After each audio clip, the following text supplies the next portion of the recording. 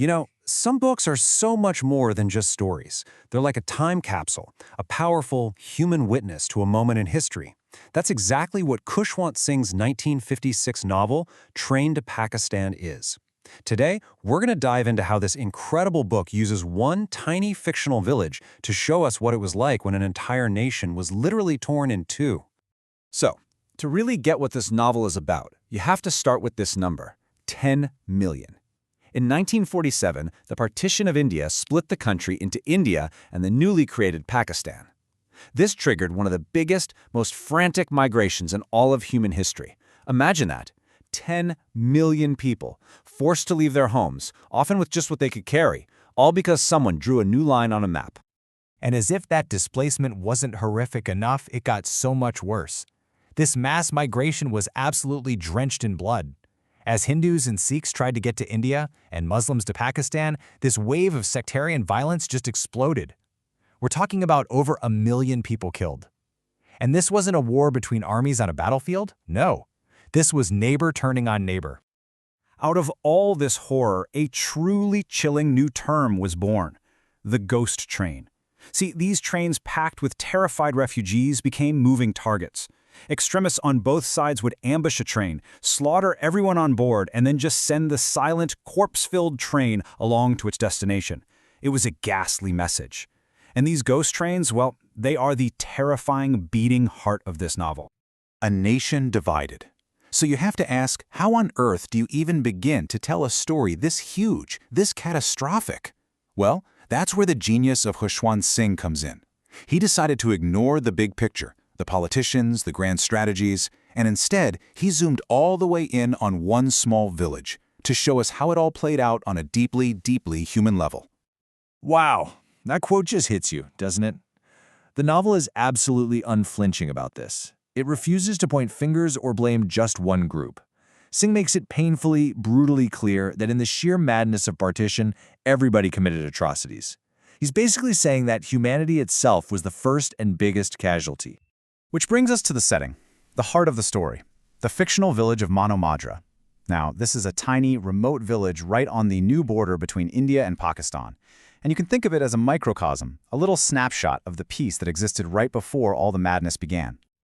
Before all this, life in Mano Majra was really simple and pretty harmonious. You had Sikhs and Muslims, the two main groups, living together for centuries. They were just neighbors. Their lives weren't ruled by politics, they were ruled by the seasons and, believe it or not, by the daily train schedule. The chaos happening out in the rest of the country, it honestly felt like it was on another planet. And this quote from a Muslim villager in the book just says it all. It shows you the huge disconnect between the big political decisions and the reality for people on the ground. For the folks in Mano Majra, the idea of a new country called Pakistan was just an idea, an abstraction. Their loyalty wasn't to a flag, it was to the people they'd known their entire lives. When the ghost train arrived, you just knew that fragile peace couldn't last, right? That sense of brotherhood that was built over generations, it was all about to be completely shattered. The outside world, with all its hatred and violence, was finally coming from Mano Majra. And of course, it was going to arrive by train. This is the moment, the one that changes everything. One day, a train from Pakistan pulls into the station, but it's eerily quiet. And when the villagers go to check, they find it's a ghost train. It is filled with the bodies of murdered Sikh men, women, and children. All that horror they had only heard about in rumors was now real, sitting right there on their train tracks. The peace was broken. Forever. So in the middle of this escalating crisis, the story zooms in even closer, onto 3 very different men. And their choices, or in some cases their inability to make a choice, really show us the different ways people respond when their entire world just falls apart. Okay, so let's meet our guys. First, there's Juggut Singh. He's the village tough guy, the local bad man. He's a man of instinct and action, not words, and he's driven by his love for a Muslim woman. Then you have Iqbal Singh, a total opposite. He's this educated activist from the city, full of cynical political theories, but he's completely paralyzed when it comes time to actually do something. And finally, there's Hukum Chand, the corrupt local official. He's a man drowning in guilt and powerlessness, trying to manage the crisis with little schemes, but ultimately, he's in way over his head. One final act. As the tension just gets worse and worse, the Muslims of Mano Majra are ordered to a refugee camp. From there, they'll be put on a train to Pakistan. But just as this is happening, a group of Sikh extremists arrives in the village, and they have a horrifying plan that sets the stage for the book's climax. The plan is as simple as it is brutal. They're going to ambush that train. They want to turn the train leaving their own village into another ghost train. They plan to murder every single Muslim on board, the very people who, just a few weeks ago, were their friends and their neighbors. And the plan is just chillingly efficient.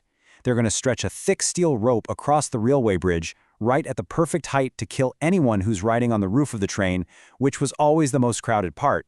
Then, they'll just shoot everyone left inside. It's designed to be a total massacre. So this becomes the central question. The government official is lost in his own despair. The intellectual is trapped in his head, debating philosophy while people are about to die. The whole village is just gripped by fear and hatred. Who could possibly stop this from happening? And the answer is the last person you'd ever expect. The village outcast, the bad man, Juggut Singh. He finds out that his lover, the Muslim woman Nooran, is on that train. And for him, this isn't some philosophical problem. It's simple. He has to act. In the final, breathtaking moments of the novel, Juggut climbs up a bridge post in the dark. The extremists are screaming at him, they're shooting at him, but he just starts desperately hacking at that thick steel rope with his kirpan, his small Sikh blade.